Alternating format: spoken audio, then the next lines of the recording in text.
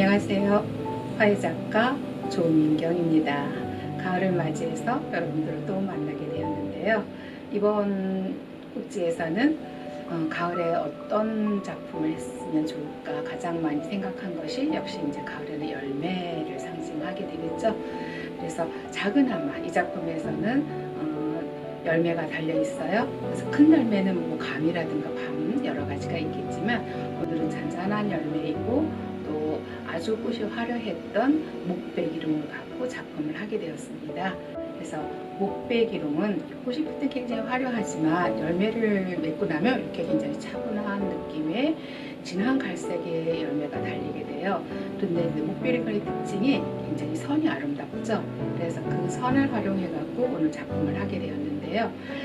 우선 보시면 하기가 두 개로 해서 높은 하기와 낮은 하기 두 개를 이용을 하게 되었고요. 그러면서도 분리형인 듯 하나로 볼 수 있는 작품. 그래서 우리가 분리형을 할 때에는 똑같이 생긴 하기보다는 다 가능한 한 높거나 낮은 거 아니면 크거나 작은 거 그러면서도 질감이 통일된다거나 색상이 통일되게 하는 것이 더 좋다고 생각을 합니다. 그래서 작품에서 보는 것과 같이 높은 하기에서는 작품을 조금 더 크게 하고 약간 높이 있게 해줬고요. 그 다음에 낮은 하기를 조금 앞으로 빼면서 높은 하기를 바라볼 수 있는 선을 선택을 했어요.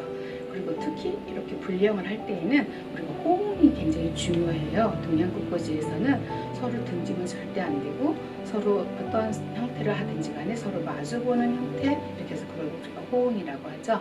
그래서 호응을 우선 생각하면서 분리형을 임해야 되겠고요.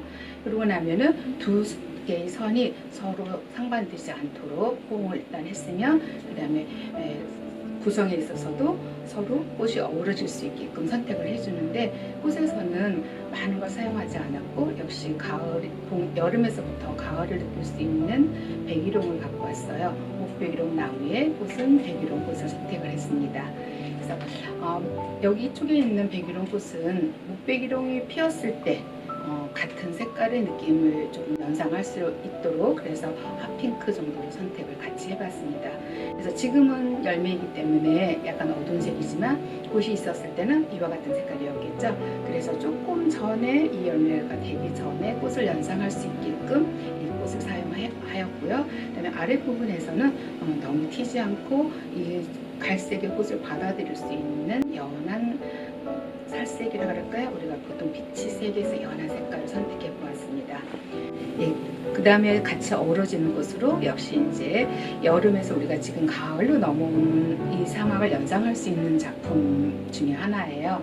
그러면 도라지 같은 경우 이제 여름에부터 한참 피기 시작하죠. 그래서 지금 얘도 이제 가을이 되면서 이제 막 휘어지기도 하고 지금 열매 씨앗도 맺기도 하는 그런 상태이고 또 지금 한창 가을을 또 느낄 수 있게 하는 게 개미치예요. 벌개미치가 역시 같은 색상을 끌고 와서 들에 있는 듯한 우리가 야생에서 볼 수 있는 그런 느낌의 벌개미치를 갖고 선도 살려보고 그래서 큰 화기에서 작은 화기 쪽으로 아주 약해 보이겠지만 이렇게 강하지 않게 이 선을 너무 크게 하다 보면 이제 양쪽의 선이 너무 상쇄될 수 있어서 뒤에 있는 거는 그냥 서로 연결해 준다. 그 다음에 이쪽에서 이쪽 선 낮은 쪽을 향해서 흐름을 볼 수 있게끔 그래서 아주 약하게 해서 두 개가 화합하는 역할을 이 작은 선이 또 할 수 있어요. 그래서 벌개미치도 보면은 씨가 이미 된 상태가 있어요.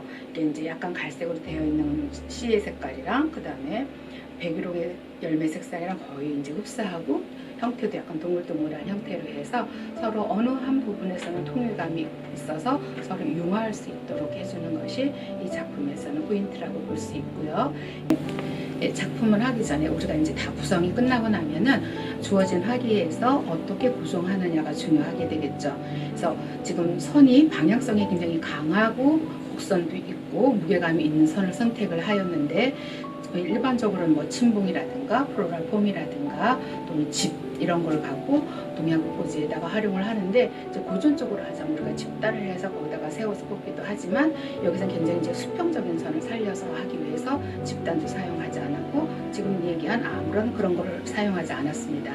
그러면 자연적인 그대로의 선에서 나무가지를 보면 보통 자라다가 이렇게 두 개씩 V자로 갈라지는 경우가 있어요. 이런 선을 이용해 갖고 여기에다가 서로 교차해 가면서 집어넣어서 서로 이 Y자 부분에서 갈라진 부분에서 서로 선이 들어가서 이렇게 고정하는 방법을 선택을 한 겁니다.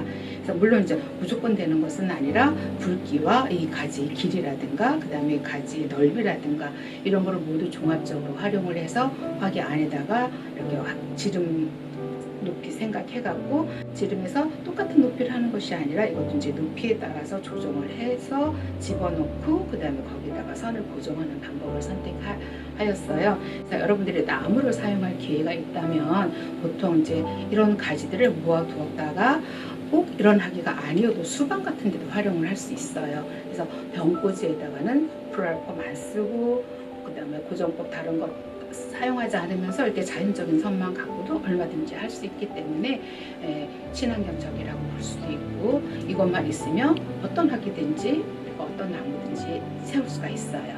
그래서 이런 걸 좀 스택해서 우리가 친환경적으로 활용해 보는 것도 좋고, 또 옛날에는 우리가 침봉이나 프로알폼이 전혀 없었어요.